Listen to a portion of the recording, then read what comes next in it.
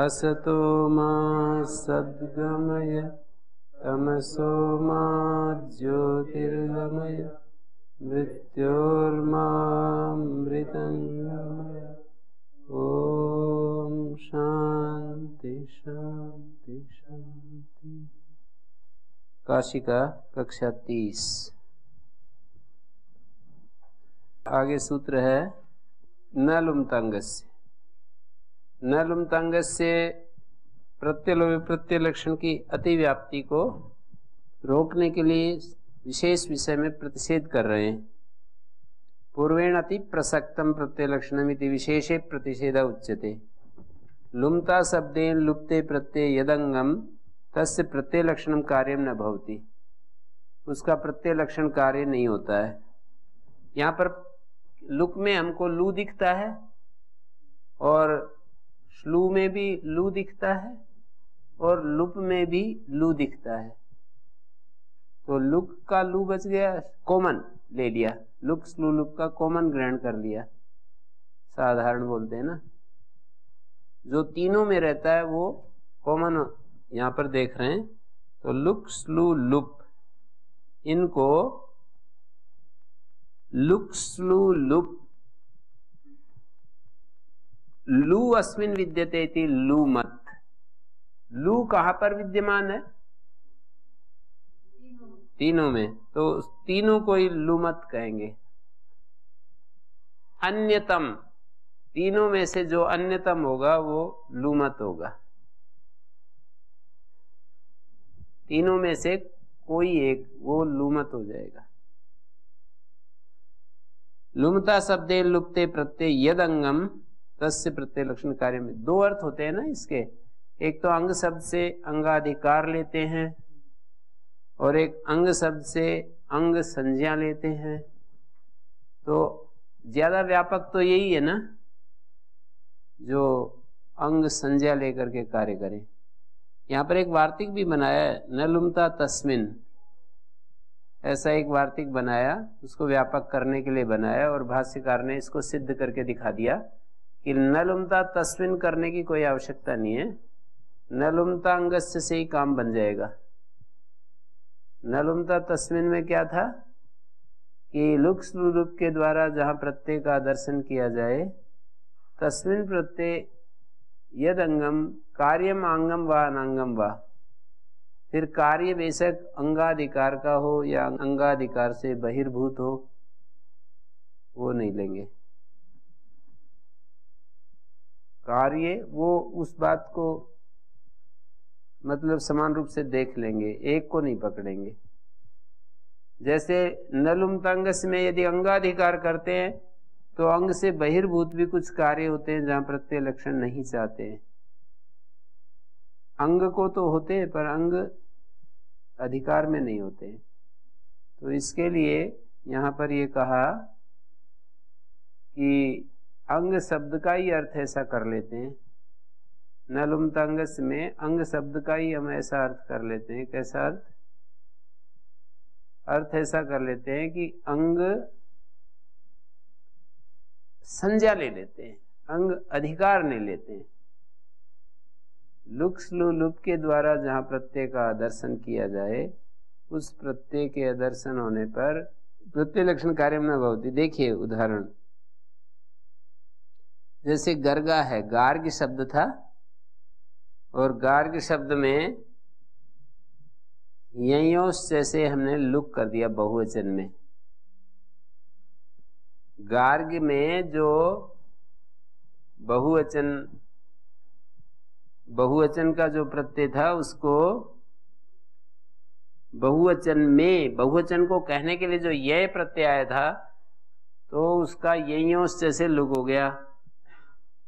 Look होने के बाद उसको मान करके, गर्ग शब्द है ना, यही है, तो गर्ग की अंग संज्ञा है। अंग संज्ञा होने से उसको तद्धिते स्वचामादे इतनित प्रत्यय परे हो तो अचू में आदि को वृद्धि होती है। गर्ग को वृद्धि होने लगी तो इसने मना कर दिया कि भाई न लुमतांग से। लुक के द्वारा जहाँ प्रत्यय का दर्शन किया जाता है वहाँ अंग को प्रत्यय लक्षण कार्य नहीं होता। यहाँ तो अंगाधिकार भी है वैसे, तद्धिते स्वचामादे सूत्र है ना, और मृष्टा, यहाँ पर मृज धातु आगे सप का लुक हुआ है और आगे तस है, तिप तस झी तस होता है ना, तो तस को मानकर मृजेर वृद्धि होती है, शप को मानकर। तस को तो मानकर इसलिए नहीं होगी कि सार धातु गीतवत हो जाएगा, तो वहां तो प्रत्यय लक्षण की बात भी नहीं है। यहाँ पर जो अधिप्रवृत्ति ब्या सपा, अधिप्रवृत्ति ब्या सपा से जो शप का लुक हुआ है उसको प्रत्यय लक्षण मानकर, प्रत्यलोपे प्रत्यय लक्षण मानकर, और मृजेर वृद्धि से वृद्धि प्राप्त हो। दो प्रत्यय है ना, शप और तस, तो तस का तो गंगति जमना कर देगा, पर शप तो गीत नहीं है प्रत्यलोपे प्रत्यय लक्षण से, उसको मान करके यहाँ पर वृद्धि प्राप्त है उसका न लुमतांग से निषेध कर देगा। और इसी तरह से तीसरा जुहुता है, श्लू प्रत्यय हुआ है, शप का श्लू हुआ है, श्लव दुर्वचनादि होकर के जुहू आगे तस है, शप के स्थान में श्लू हुआ है, तो उसको प्रत्यलोप प्रत्यय लक्षण मानकर सार धातु आर धातु को गुण प्राप्त होता है, वो नहीं होगा। इस तरह से 3 उदाहरण दिए। गर्गा में तद्धिते सामादे है, मृष्टा में मृजेर वृद्धि है, मृज धातु के जय को बाद में फिर शय हो जाता है, मूर्धन्य शय, श और स्टू हो जाता है, और जुहुता में सार धातु का धातु के। मैं ये कह रहा हूं कि ये तो सारे अंगाधिकार के ही उदाहरण है, पर कोई ऐसे भी उदाहरण आते हैं, भाष्य में विचार करते हैं ना, जो अंग के अधिकार में नहीं है पर अंग संज्ञक को होते हैं, तो उनको भी, जैसे स्वर प्रकरण में है कई ऐसे उदाहरण आ जाते हैं, तो वो अंग संज्ञक को तो होते हैं पर वो होता नहीं है, वहां पर अंगाधिकार नहीं होता है।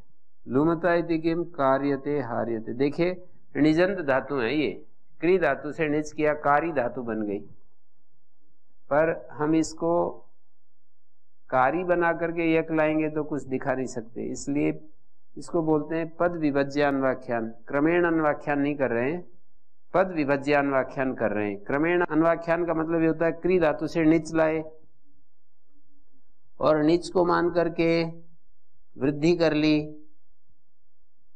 कार बन गया, और फिर कारी सनातनता धातु, फिर यक आया सार धातु के यक, फिर नेर नेटी नीलोप किया, तो अब कुछ दिखा नहीं सकते ना, तो कब दिखाएंगे? क्री णिच यक तय, ऐसा एक साथ सारे दिखा दिए, सामने रख लिए। अब यहाँ पर नेर नेटी से नीलोप हो गया, प्रत्यलोपे प्रत्यय लक्षणम, णी को मानकर क्री को वृद्धि करने जा रहे हैं। अब ये जो क्री को जो वृद्धि हो रही है, ये लुक स्लुलुप के द्वारा नहीं लोप हुआ, मतलब आदर्शन हुआ। प्रत्यय का जो णिच प्रत्यय का आदर्शन हुआ है वो लुक स्लुलुप के द्वारा नहीं हुआ, वो लोप के द्वारा हुआ है। अतोलोपा से लोप की अनुवृत्ति आ रही है नेर नेटी सूत्र में, तो इसलिए लुमता इति की विधि सूत्र में लुमता हटा दे, यूं कहें न अंगस्य प्रत्यय लक्षणम, अंग को प्रत्यय लक्षण कार्य नहीं होता, तो यहां भी प्रत्यय लक्षण का निषेध हो जाएगा, और प्रत्यय लक्षण का निषेध हो जाएगा तो फिर क्री को वृद्धि नहीं हो सकेगी, जो अचोड़िति वृद्धि होती है वो नहीं हो सकेगी। क्री णिच यक ते ऐसी स्थिति है, और णिच को मान करके वृद्धि नहीं हो सकेगी क्री को, कार जो वृद्धि हो रही है। अंगस्थिति की पंच सप्त पयासाम, ये अंग को कार्य नहीं है। जैसे पंच में षड्भ्यो लुक से लुक हो जाता है, फिर पंचन के नय का लोप करते हैं, न लोपा प्रातिपदिकांत। सप्तन में पया इत्यादि में ससद से रू करते हैं, ये पद संज्ञा के कार्य हैं, अंग को कार्य नहीं है। तो दिखाना ये चाह रहे हैं ये अंग को कार्य होंगे ना, न लोभा प्रातिपदिकांत से जो लोप है, नकार का लोप, वो पद को है। कार्यते हार्यते ये जो प्रयोग है, ये तो कर्म में लकार का प्रयोग है। कर्म वाच्य में लकार लाए, सार्वधातु की एक हुआ है, तो लुक्स लुलुप से अदर्शन नहीं हुआ, बल्कि नेर नेटी से लोप से अदर्शन हुआ है, तो प्रत्यलक्षण वृद्धि हो ही जाती है। और सप्त आदि में पया में ससद रू हो जाता है। पया शब्द से स्वमोर नपुंसकात लुक हुआ है, साम में भी स्वमोर नपुंसकात लुक हुआ है, पंच सप्त में षड्भ्यो लुक से लुक हुआ है। इस तरह से देख रहे हैं। तो यहाँ पर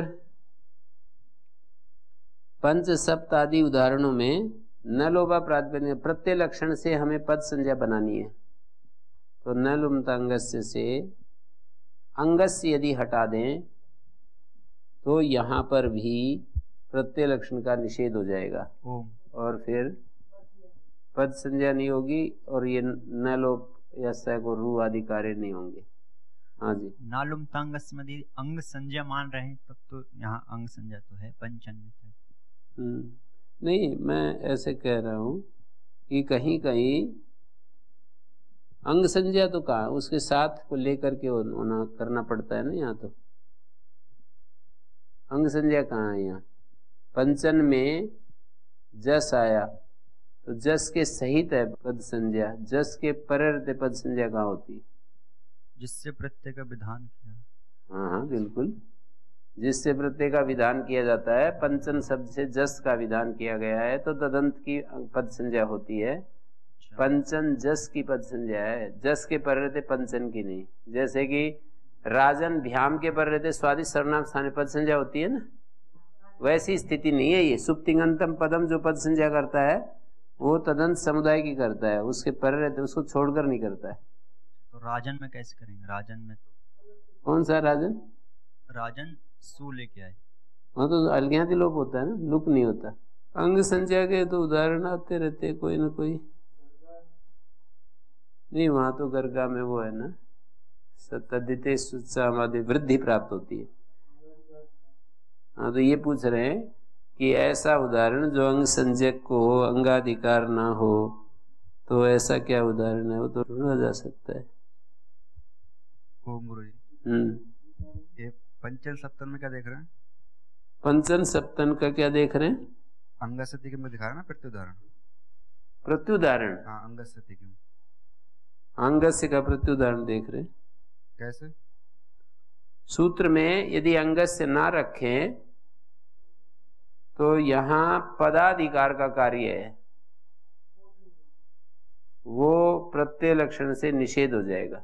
पदस्य के अधिकार में न लोभ प्रातिपदिकांतस्य करते समय प्रत्यय लक्षण का प्रतिषेध नहीं होता। प्रत्यय लक्षण का प्रतिषेध होने लगेगा। यहाँ भी प्रत्यय लक्षण प्रतिषेध हो जाए तो सुप्तिंगंतम पदम नहीं हो सकता। लोभ प्रातिपदिकांत सूत्र है ना, वो नहीं लगा सकते। फिर न लुमता लुक्स लुलुप के द्वारा जहाँ प्रत्यय का दर्शन हुआ है वहां प्रत्यय लक्षण नहीं होता कहीं भी, किसी भी कार्य में। जहाँ लू के द्वारा तो लुक नहीं हुआ ना, पंचनादि में। तो पंचनादि में हुआ है ना षड्भ्यो लुक। गुरुजी, न लोभ प्रातिपदिकांतस्य जो अर्थ करते हैं उसमें प्रातिपदिकस्य पदस्य अंतस्य नकार से लोभ होती। तो जब प्रातिपदिकस्य बोलेंगे उस दृष्टिकोण से फिर पंचन की अंग संज्ञा है। नहीं, वो एक साथ दोनों देखने ना, प्रातिपदिक और पद दोनों एक जगह देखने, एक अधिकरण में। उस सूत्र का अर्थ ऐसा है, प्रातिपदिकत्व और पदत्व दोनों एक अधिकरण में देखने हैं।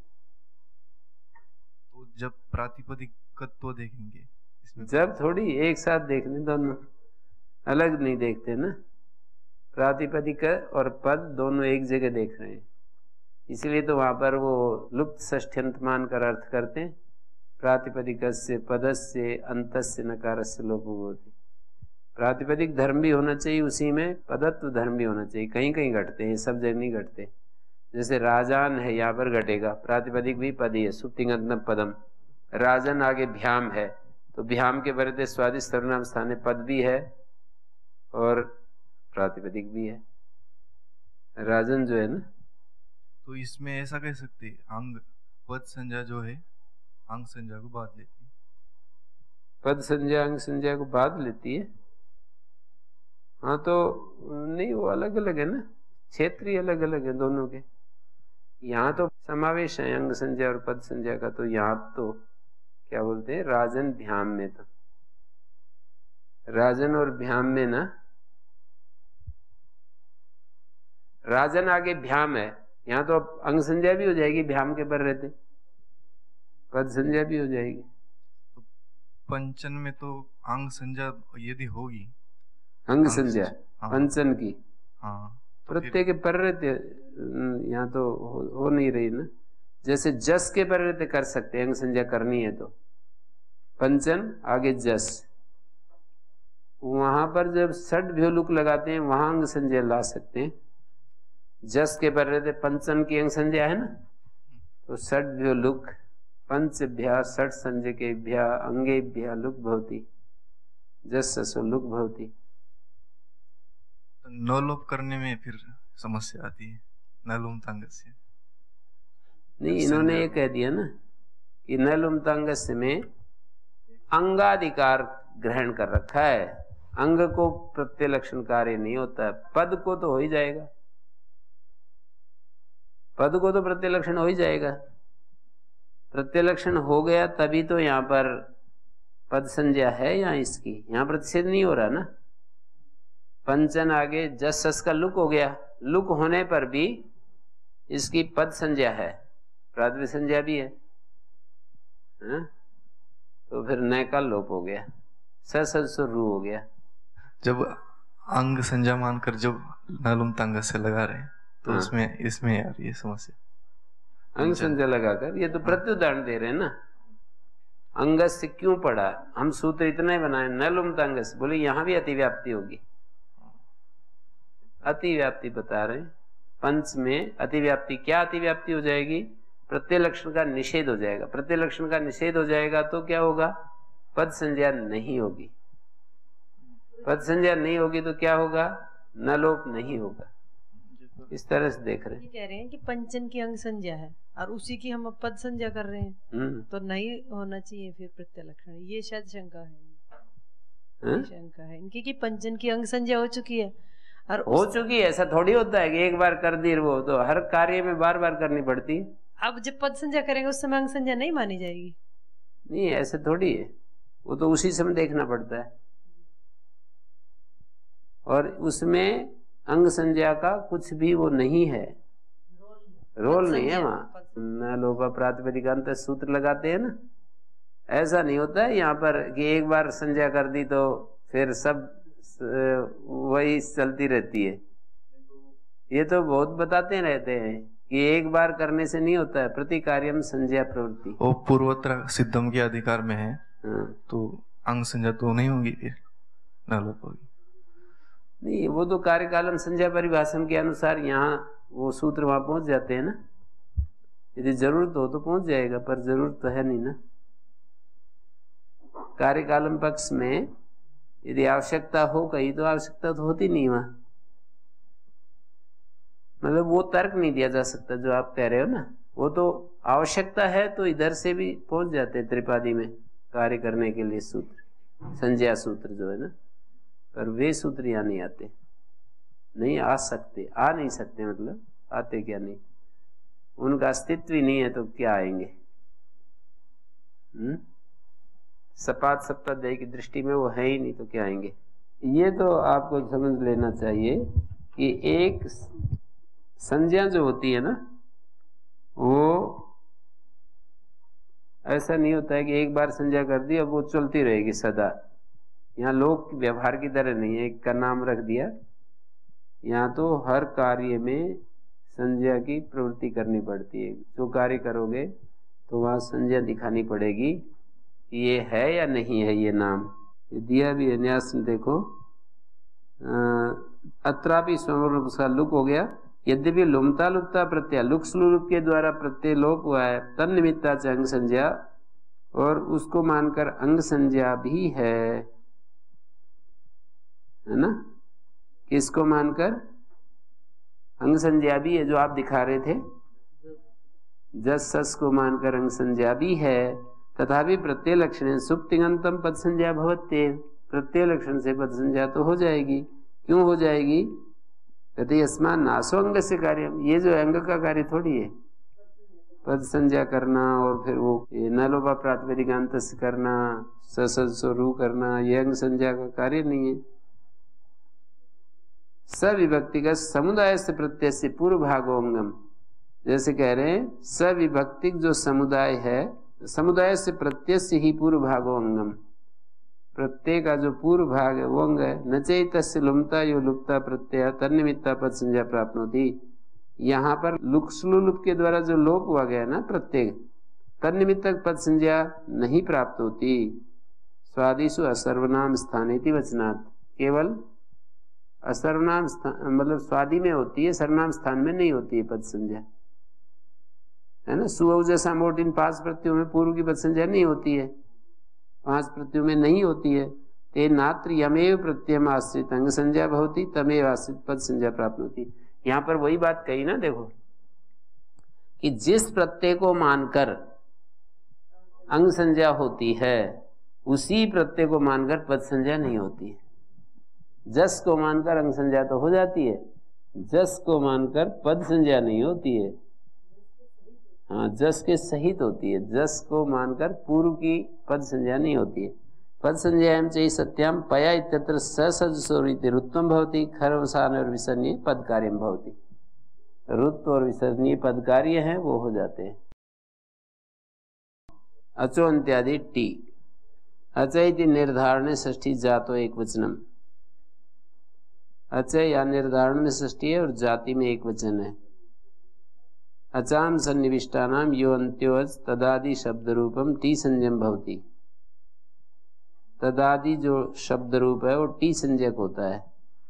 जाति में एक वचन है ना। अचाम सन्निविष्टानाम यो अंत्योज, अच सन्निविष्ट जो अच होते हैं उनका जो अंतिम अच है तदादि शब्द रूप टी संज्ञक होता है। निर्धारण में षष्ठी है अचाम। सन्निविष्ट जो अच होते हैं उनका जो अंतिम अच है वो तदादि शब्द रूप टी संज्ञक होता है। अग्निचित है, जैसे अग्निचित में टी संज्ञा ये इत शब्द है, इसको रूपोदाहरण या कार्योदाहरण यदि देखें तो ये रूपोदाहरण है। अग्निचित में कार्य तो कुछ है नहीं, पर रूपोदाहरण देखेंगे तो इत की टी संज्ञा है। सोमसूत में उत्की है। आताम आथाम ये कार्य उदाहरण है। आताम के आम की टी संज्ञा है। पचे थे टी को ए हो गया। और दूसरी तरफ तय की यदि टी संज्ञा करें तो तय के की, तो आद्यंत वदेगस में लगा देंगे। एक में भी आदिवत और अंतवत कार्य हो जाता है। तो इस तरह से आद्यंत वदेकस्मिन व्यपदेशयुक्त भाव से आदि और अंत व्यपदेश हो जाएगा। 2 बार उसको आद्यंत वदेकस्मिन को लगाना पड़ता है ऐसे स्थलों में, जैसे तय आताम जय या वही आदि है ना, तो वही में इकार की टी संज्ञा करनी है, 2 बार आद्यंत वदेकस्मिन लगेगा। अचो में अंतिम मच, यहाँ तो लगाने की जरूरत नहीं है ना। अंतिम अच है वह आदि में है जिसके, यहाँ लगाना पड़ेगा, पर तय में 2 बार लगाना पड़ेगा। अचो में अंतिम अच कहोगे तो यहाँ अंतिम अच आप कह नहीं सकते आद्यंत वदेकस्मिन के बिना, और वह आदि में है जिसके ये भी नहीं कह सकते हो। अचो में जो अंतिम अच, वैसे कार्य उदाहरण भी बन सकता है। अग्निचित ऐसा पद्मजीकार ने दिया है, बोले कैसे? अग्निचितम आचष्टे तत्करोति तद आचष्टे नीच करते हैं ना, तो अग्निचित नीच के पर रहते नाविष्ठवत प्रातिपदिक से टे सूत्र से टी लोप होता है, तो अग्निचित के इत भाग का लोप हो जाएगा। ये जो निर्धारण में षष्ठी है ना, जो यहाँ भी है और अलोन्त्यात उसमें भी है, मिदचोन्त्यात परा में भी, अचा में निर्धारण षष्ठी मानते हैं। तो फिर निर्धारण षष्ठी मानेंगे तो जाति में एक वचन मानना पड़ेगा। निर्धारण षष्ठी हमेशा बहुवचन को दिखाती है। निर्धारण तो बहुतों में से एक को छांटना होता है ना, तो एक वचन में कैसे निर्धारण में षष्ठी? उसको जाति में एक वचन मानते हैं। जाति अर्थ का जो परिसमाप्ति है वो बहुतों में हो जाती है। जैसे हम कहें कि इस बार चना बहुत अच्छा है, इस बार गन्ना बहुत अच्छा है, तो इसका अर्थ होता है गन्ने बहुत अच्छे हैं। अलोन्त्याद पूर्वदा धात्वादो वर्ण समुदाय अंत्यादला पूर्वो य वर्णस्सो अलेव उपधा संजो भवति। धात्वादि वर्ण समुदाय में अंतिम अल से पूर्व जो अल होता है उपदा संजक होता है। अंतिम अल से पूर्व अल ही पकड़ेंगे। जो अंतिम अल होता है उससे पूर्व देखेंगे तो अल समुदाय नहीं पकड़ेंगे। तो देखिए ये जैसे बुध धातु है, बुध और युद्ध, बुध और युद्ध धातु में उपधा संज्ञा ऊ की है, तो ऊ की उपधा संज्ञा होने से पुगंत लघुपधस से गुण आदि कार्य हो जाएंगे। वो हमारे प्रोफेसर बिमली जी ऐसे कहेंगे, मैं कहूँगा कि वो सारे सूत्र प्रकरण उपनिषद के और वो सारा जो है ना ब्रह्म सूत्र के प्रकरण और सारे सूत्र पता नहीं कैसे याद है। बोले आपको अलोन्त्यत पूर्वदा याद नहीं है क्या? अलोन्त्यत पूर्वदा आपसे कोई पूछे या चौन्त्यादि टी पूछे तो आप नहीं बता देते हो। तो अष्टाध्यायी में भी तो बहुत विस्तार है ऐसे कहते हैं। फिर आप कैसे सारे प्रकरण याद हैं, कैसे सारा आप बताते रहते हो। तो बुध युद्ध उकार वृत्त वृद्ध रिकार, रिकार की उपधा संज्ञा अलह शिष्टा शिष्टवान। अलह क्यों का? अलोन्त्यात पूर्व उपधा अंतिम अल से पूर्व अल शिष्टा शिष्टवान समुदाय की उपधा संज्ञा नहीं होगी। क्या हो जाएगा?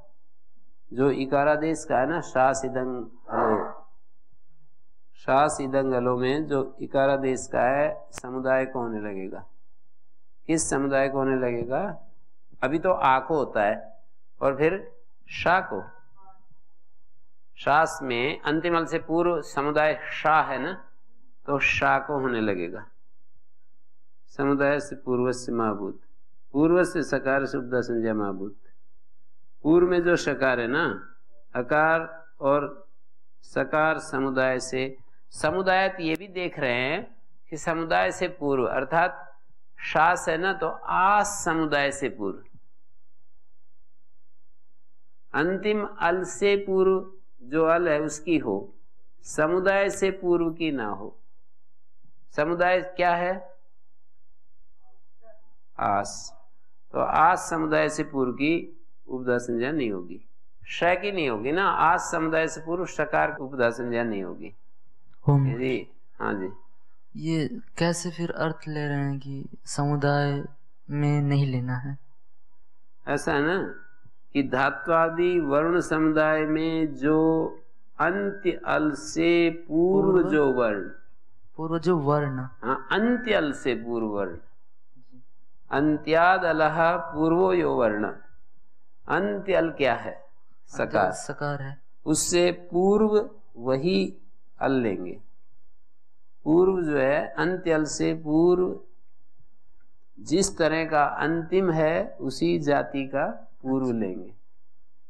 तो ये सकार तो आधा आधा मात्रिक है, अर्ध मात्रिक है, तो उसके जैसे लेंगे फिर तो कैसे आकार को कैसे लेंगे? नहीं ऐसा नहीं, मतलब इस अर्थ में वर्णत्वेन पूर्वत्व देख रहे हैं ना। अच्छा, जैसे वो अंतिम अल वर्ण है ऐसे ही पूर्व अल वर्ण होना चाहिए। तो समुदाय पूर्व से महाभूत का मतलब है आस समुदाय से। किस बात को लेकर कहा? अलह इति किम। यदि सूत्र में अंत्यात पूर्व उपधा इतना कह देते अंतिम समुदाय से पूर्व की उपधा संज्ञा होती है। अंत जो समुदाय है, जैसे शास में अंत समुदाय क्या है? आस। अंत समुदाय से पूर्व की उपधा संज्ञा हो जाएगी। पद्मंजरी में ऐसा लिखा गुरुजी, शा इति समुदाय से इत्वम प्राप्नोति। हाँ, दोनों दृष्टियां हो सकती हैं। अलह नहीं कहेंगे तो दोनों दृष्टियों में देखा जा सकता है।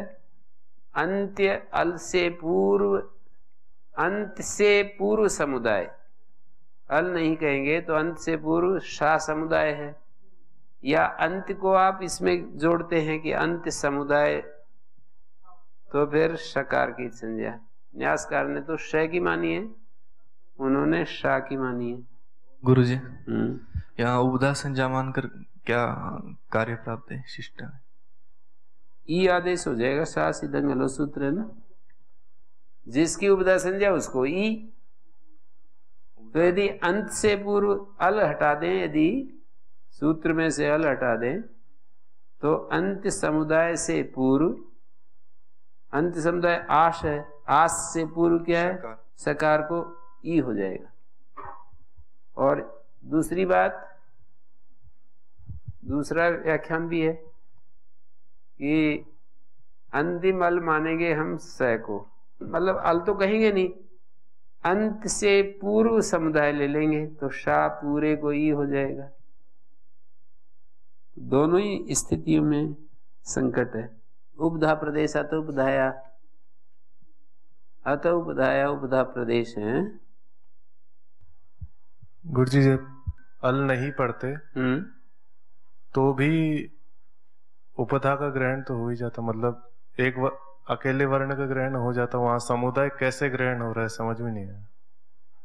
उपधा का तो ग्रहण हो जाता है, उपधा नाम ही तो रख रहे हैं। नहीं, नाम यदि हम अनिष्ट का नाम रखा जाए तो अनिष्ट में ही कार्य होगा। नहीं, जैसे अंत शब्द है ना, वो उसको हम उसमें सीमित नहीं कर सकते। अंत शब्द जो है समुदाय में भी अंत देखा जा सकता है। देखने वाला अंत समुदाय को भी कह सकता है कि अंत समुदाय है, अंतिम समुदाय को भी ले सकता है। और अंतिम अल लेगा तो वो पूर्व जो होगा ना, अंत से पूर्व, वहां समुदाय जा सकता है। अल कहने से अंत्य अल जब कहेंगे तो पूर्व अल ही लेंगे, समुदाय में नहीं जा सकते। फिर जैसे लोग व्यवहार में बात करते हैं तो वहाँ ग्रुप में खड़े रहते हैं तो वहाँ कहते हैं कि अंतिम से पहले वाला आ जाए। हाँ, तो बिल्कुल अंतिम से अंतिम वो कोई नाम भी तो लेते हैं। अंतिम से पहले वाला, अंतिम छात्र से पहले वाला छात्र, अंतिम छात्र से पहले वाला, अंडरस्टूड रहता है वहां पर। यहाँ तो अंडरस्टूड दोनों हैं। अंत समुदाय भी ले सकते हैं और अंत्य वर्ण भी ले सकते हैं, पर पूर्व में लेंगे उसको भी समुदाय जा सकता है फिर अल ग्रहण के अभाव में। दोनों तरफ संभावना को लेकर के कह रहे हैं कि हमारा इष्ट सिद्ध नहीं होगा। अंत्य समुदाय से पहले, अंत समुदाय से पूर्व की उपधा संज्ञा होती है, या अंत्य वर्ण से पहले समुदाय की, वो भी अनिष्ट है। अंत्य वर्ण से पहले जो पूर्व वाला जितना भी समुदाय,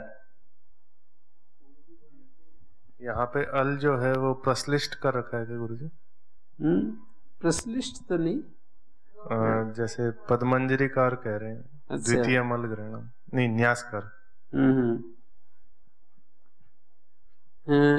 मनी कहाँ पर? एवकार जी, अल एव थी, एवकार करना, उसके अगली वाली पंक्ति। एवकार करना, एव अल समुदाय व्यवच्छिद्य थे। अल एव जो बोला है ना सूत्र में अर्थ करते समय, नुनुचय ने द्वितीय मल ग्रहण में से दूसरा अल तो है ही नहीं। बोले तद अल समुदाय से अपेक्षा संज्ञा कस्मा न होती, लोकता न होती। लोके अमीसाम ब्राह्मणों नाम अंत्यात पूर्व मानीयता। ऐसा कोई बोले इन ब्राह्मणों में से अंत से पूर्व को ले आओ जी, तो एक एव अंत्यात पूर्व मानीयते न समुदाय एवं अभी अला एव व्यवतस्य कस्मादेश संज्ञा न होती। तो फिर ऐसा करेंगे ना तो भी व्यवहित अल की क्यों नहीं होती? बीच में किसी का व्यवधान स्वीकार कर लिया जाए तो व्यवहिते भी पूर्व शब्दों वर्तते। व्यवहित अवस्था में भी तो पूर्व का प्रयोग होता है। अंतिम अल से पूर्व, जो अंतिम अल से पूर्व बीच में कुछ और आ जाए फिर हो जाए, तो बोले ये लौकिक दृष्टांत इसको भी यही हमें समझाता है। अंत्यात् पूर्वम आनय कहने से न कसित व्यभितम आनयति, कोई व्यभित को थोड़ी लाएगा, अनंतर को ही लाएगा, निकटवर्ती को लाएगा। यदि अलय वैसा संजय नाल समुदाय संयोगुणा यद व्यक्षति संयोगादि गुण विधाने संयोगोपग्रहणम कर्तव्यम तद व्याहन्यते। कहते हैं संयोगादि को गुण विधान में संयोगोपग्रहण करना चाहिए, वो व्याघात होता है। नहीं अलय उपदा संज्ञाम अनेक अनंतर हल समुदाय से आत्मा संयोग शुद्धात्म उपपद्यते संयोगावयव से उपधात्वाद अवयव धर्मेण समुदाय से तथा व्यपदेशा इति अविरोध। कोई कहे यदि अल की ही संज्ञा होती है, अल समुदाय की नहीं होती है, तो ऋतस्य संयोगादेर गुणा 7वें अध्याय के 4थे पाद में है ना, वहां पर एक बात कहेंगे आचार्य वार्तिककार कि संयोगादि को गुण विधान करने में, जैसे ध्वरि धातु है, ध्वरि धातु समझ रहे हैं, ध्वरि, तो संयोगादि गुण विधान में संयोगो ग्रहण करना चाहिए। जैसे संचस करतु, जैसे समपूर्वक क्री धातु है, सुट आगम हो गया, तो वहां सुट को अभक्त बनाया है। संयोगोब्ध, संयोगादि को गुण विधान में संयोगोब्ध ग्रहण करना चाहिए। संयोगादि को जब गुण विधान कर रहे हैं तो वहां संयोगोब्ध भी ग्रहण करना चाहिए। ऋतस्य संयोगादि गुणा ऋतस्य संयोगोब्धस्य गुणा, ऐसा भी कहना चाहिए। तो वो नहीं अला एव उपधा संज्ञाम अनेकांतर हल समुदायात्मना संयोग शुद्धात्म उपपद्यते। कहते हैं जब आप उपधा संज्ञा करते हो और अल की ही करते हो, तो हल समुदाय जो अनेकांतर हल समुदाय से, अनेकांतर जो हल समुदाय होगा ना, उसकी उपधा संज्ञा कैसे करोगे? संयोगोब्ध, संयोग उपधा, तो कैसे करोगे? संयोग शुद्धात्म न उपपद्यते, आप तो एक अल में सीमित हो गए और वहां संयोग उपधा को कहा है। संयोग उपधा तो 2 में देख सकते हैं, तभी बनेगी बात। उपधा जब देखोगे तो 1 में देखोगे और संयोग देखोगे तो 2 में देखोगे। तो उत्तर दिया कि संयोगावयव से उपधात्वात्, संयोग के अवयव को उपधा कहेंगे ना, ये तो कहेंगे, कह सकते हैं ना, संयोग के अवयव को उपधा कहेंगे, फिर अवयव धर्म को समुदाय में आरोपित कर देंगे। जैसे कि पटोदग्धा, अवयव धर्म को समुदाय में आरोपित कर दिया।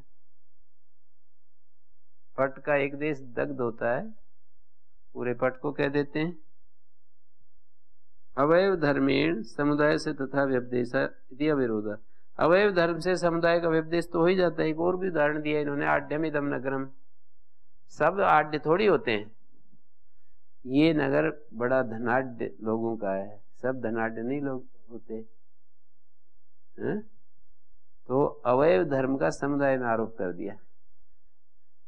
हरियाणा में बहुत सारे ऐसे प्रयोग होते हैं, जैसे कहते हैं कि ये फौजियों का गांव है, सब फौजी थोड़ी होते हैं,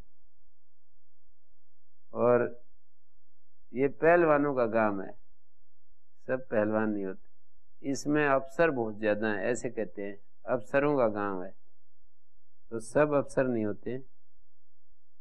तो इस तरह से बहुत सारा समझ लीजिए, अवयव धर्म का समुदाय में आरोप कर देते हैं। अथवा एक और भी समाधान दिया, संयोग से अल्पूर्वत्व उपलक्षणार्थम उपधा ग्रहणम। संयोग जो है वो अल्पूर्वत्व के उपलक्षण के लिए उपधा ग्रहण किया। अकार इत्यादि नहीं, रूपोदाहरणानी, ये तो अलग बात कह दी। ओम गुरु जी, हल की उपधा संज्ञा करके क्या कार्य कर सकते हैं? कहाँ पर? नहीं करते हैं, क्या पूछ रहा हूँ। हल की उपधा संज्ञा करके, हल उपधा में वो शांत मेहता संयोग से कहीं पर कर सकते हैं। वहां तो ये कहा है सकारांत संयोग का जो नकार, उसकी उपधा को दीर्घ होता है। और ये अनित्यता मलुपदाय करते हैं ना, यहाँ पर हल्की उपदा संज्ञा करने से नकार का लोप हो गया ना जी। अनिदित अंगों के उपदा नकार का लोप होता है। और यदि हलोन्त्यात पूर्व उपदा ऐसा करते सूत्र थे हलोन्त्यात, हाँ हलोन्त्यात तो फिर तो कई जगह हलोन्त्यात करते तो फिर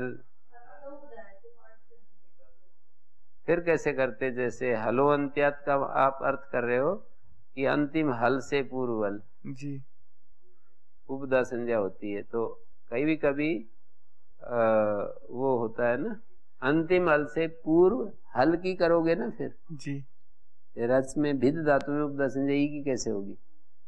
हाँ ये जी। तस्मिन्ति निर्दिष्टे पूर्वस्य, ये परिभाषा सूत्र है दोनों, तस्मिन्ति निर्दिष्टे पूर्व तस्मादित उत्तरस्य।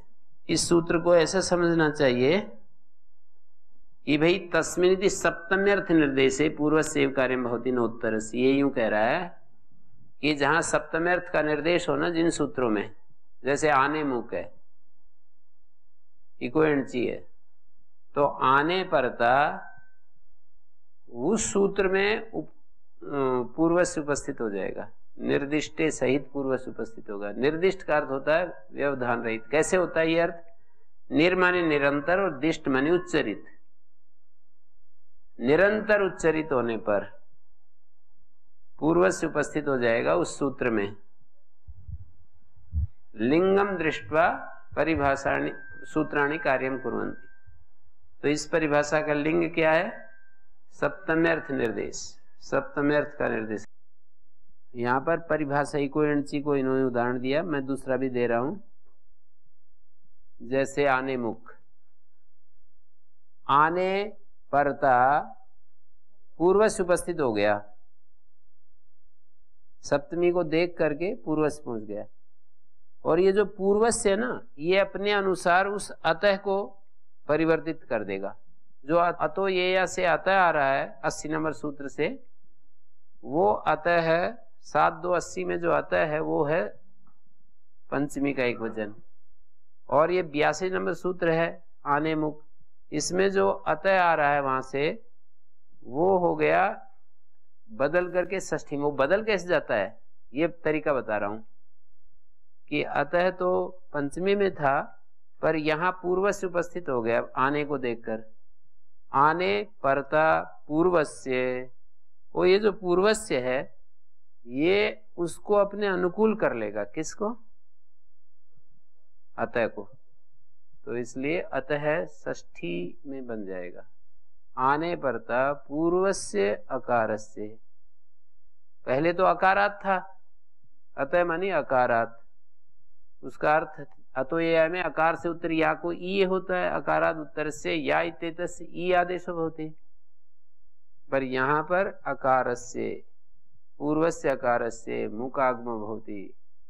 जैसे यज शप और आगे है आन, तो आन के पर रहते यज अंग के पूर्वस्य अकारस्य, अंग का जो पूर्वकार है, अव्यवहित पूर्वकार। जैसे आन है, आन के पर रहते अव्यवहित पूर्वकार। शप का अ है, अंग का आन के पर रहते यज अ, इन दोनों की अंग संज्ञा है, तो अंग का अव्यवहित पूर्वकार उसको मुख आगम हो जाता है। अद्यंतो टेक तो यजमान बन जाता है, वर्धमान बन जाता है, और ऐसे ऐसे बहुत सारे शब्द बन जाएंगे सानच में।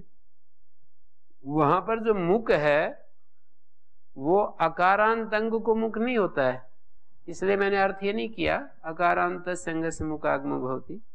मैंने ये अर्थ किया अंगस्य अकारस्य मुख आगमो भवति, अंगावयवस्य अकारस्य पूर्वस्य अकारस्य मुख आगमो भवति। आने परता अव्यवहित पूर्वस्य अकारस्य अंगावयवस्य मुखागमो भवति, ऐसा अर्थ किया है। उसमें कुछ प्रयोजन होते हैं, अकारांत अंग को क्यों नहीं कर रहे, अकार को क्यों कर रहे हैं, उसके प्रयोजन होते हैं। वैसा अर्थ लक्ष्यों को देखकर सूत्र का अर्थ निर्धारित करना पड़ता है। हम अकारांत अंग तो अर्थ कर ही सकते हैं, उसमें कोई आपत्ति नहीं है, किसी को बाधा भी नहीं है, मतलब टेक्निकली बाधा नहीं है, पर उदाहरण किस अर्थ से ज्यादा संग्रहित होते हैं वो अर्थ जो है मान्य होता है। किसी सूत्र का जो अर्थ होता है वो कैसा अर्थ करने से ज्यादा व्यापक होता है, ज्यादा उदाहरणों को संग्रह करता है। जिस अर्थ में कम उदाहरण संग्रहित होते हैं उस अर्थ को छोड़ देते हैं, जिस अर्थ में ज्यादा उदाहरण संग्रहित होते हैं वो अर्थ स्वीकार कर लेते हैं। ओम गुरु जी, ये अतः आ रहा ना ऊपर से, अतः तो पंचमी वहां पर है, तो यहाँ तस्मादित उत्तर से ही पाएगा। वो तस्मादित उत्तर से वही आता है, सूत्र में है, उस सूत्र में जो आता है वो तस्मादित उत्तर से उपस्थित होगा, और इस सूत्र में जो आता आ रहा है वो तो चरितार्थ है ना पंचमी, तो पूर्व से उपस्थित हो गया, पूर्व ने उस अतः को अपने अनुसार ढाल दिया। चरितार्थ पंचमी को इस पूर्वस्य ने अपने अनुसार ढाल दिया। यद्यपि ये पूर्वस्य विशेषण है और अतः विशेष्य है, लेकिन ऐसे प्रसंगों में विशेषण भी विशेष्य को अपने अनुरूप बना देता है ना। जैसे मैं लाल वस्त्र ऐसा कहूं तो लाल पूरे वस्त्र को अपने अनुसार दिखाएगा, तो पूर्वस्य अकारस्य ऐसा बनाएगा, यानी पूर्वस्य जो षष्ठी है ना वो अतः को अपने अनुरूप षष्ठी में ढाल देगी, पूर्वस्य अकारस्य। और कहीं उत्तरस्य की बात आएगी, जैसे ईदासा सूत्र है अगला ही, यहाँ पर तस्मादित उत्तरस्य को घटा सकते हैं कि आशा उत्तरस्य आन इत्येतस्य। अब आशा उत्तरस्य जब पहुंचेगा वहां पर तो उत्तरस्य अपने अनुसार अनुरूप ढाल देगा आन को। आने मुख का जो आन है सप्तमी है ना, वो षष्ठी में बन जाएगा। आशा उत्तरस्य आनस्य मुख आगमो भवति। तो ये दोनों सूत्र इस तरह से निर्दिष्ट ग्रहण दोनों में जुड़ रहा है। निर्दिष्ट ग्रहण आनंतर्यार्थम अग्निचिद अत्र में ना, अत्र के पर रहते ची के इकार को इकोणची नहीं लगेगा, अची अव्यभित पूर्व से ऐसा अर्थ निकलेगा। अच के पर रहते अव्यभित पूर्व सी का स्थान एणादेश होते। अव्यभित पूर्व जो है ई नहीं है, द का बीच में व्यवधान है। मधु इदम मद्विदम दधि उदकम पचत्योदनम। तो इन सब उदाहरणों में ओ के पर रहते पचती का इकार अव्यवित पूर्व में है इक। ओम गुरु जी, यहाँ सप्तमी अर्थ निर्देश जिस सूत्र में होगा वहाँ ये परिभाषा प्रवृत्त होगा। तो ये पर सप्तमी और निमित्त सप्तमी, विषय सप्तमी, तीन प्रकार के सप्तमी होते हैं। तो ये पर सप्तमी और निमित्त सप्तमी में भी प्रवृत्त होगा फिर तो ये तो एक ही जगह प्रवृत्त होगा जहाँ पर सप्तमी है। निमित्त सप्तमी में ये सूत्र नहीं लगता है, विषय सप्तमी में भी नहीं लगता है, केवल जहाँ औपश्लेषिक अधिकरण है ना वहीं लगता है। ये एक औपश्लेषिक अधिकरण होता है, एक वैषयिक अधिकरण होता है, एक अभिव्यापक अधिकरण होता है ना। तो शब्दों में तो औपश्लेषिक अधिकरण देखेंगे तो जहाँ इस शब्द के पर इस शब्द को कार्य ऐसा दिखा रहे हैं ना वहां पर ये लगेगा, और जहाँ विषय है तो वहां शब्द को पकड़ के कार्य नहीं कर रहे ना, वर्ण को पकड़ के कार्य नहीं कर रहे हैं, तो वहां पर ये सूत्र कार्य नहीं करेगा। वर्ण को पकड़ करके जब कार्य कर रहे हैं तो या किसी शब्द को पकड़ के कर रहे हैं कि इसके पर रहते ये हो या इससे उत्तर ये हो, तो वहीं पर लगेगा ऐसा। शब्द का अर्थ के साथ पूर्वापरी नहीं, जहां अर्थ की बात आ जाएगी वहां तो क्या कर सकते हैं हम।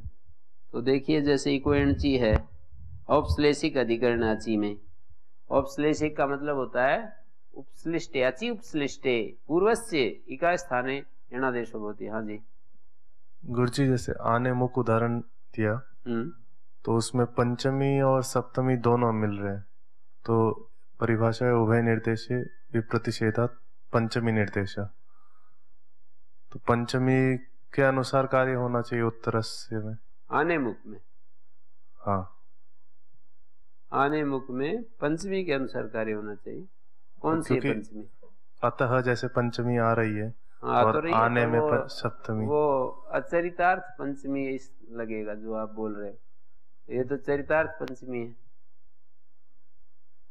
और फिर लक्ष्य मैंने कहा ना जी, कि लक्ष्यों को देख करके अर्थों का निर्धारण करते हैं।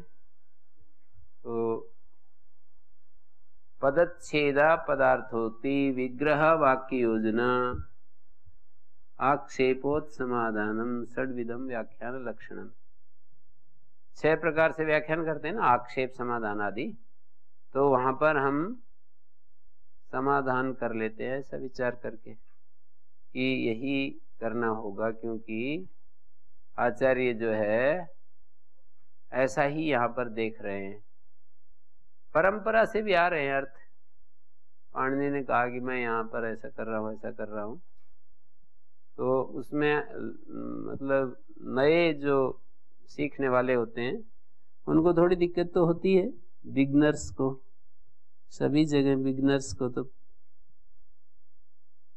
सभी जगह दिक्कत होती है। तैरने वाले हों, कंप्यूटर चलाने वाले हों, और जहाँ पर भी खेलने वाले हों, खिलाड़ी हों, तो यहाँ पर जो है उसका समाधान हो जाता है धीरे धीरे। भाई अर्थ ऐसे करना पड़ेगा इसका। हाँ जी, ओम गुरु। यहाँ पर आमी सर्वनामना सुट हरसुन अध्यापन नोट में जब नोट करते हैं तो अभी आम को नहीं करते, आम को करते हैं, आम से पूर्व नहीं करते। आमी सर्वनामना सूट है ना। हाँ, सर्वनाम हरसुन से अध्यापन उत्तर। नोट ले गए।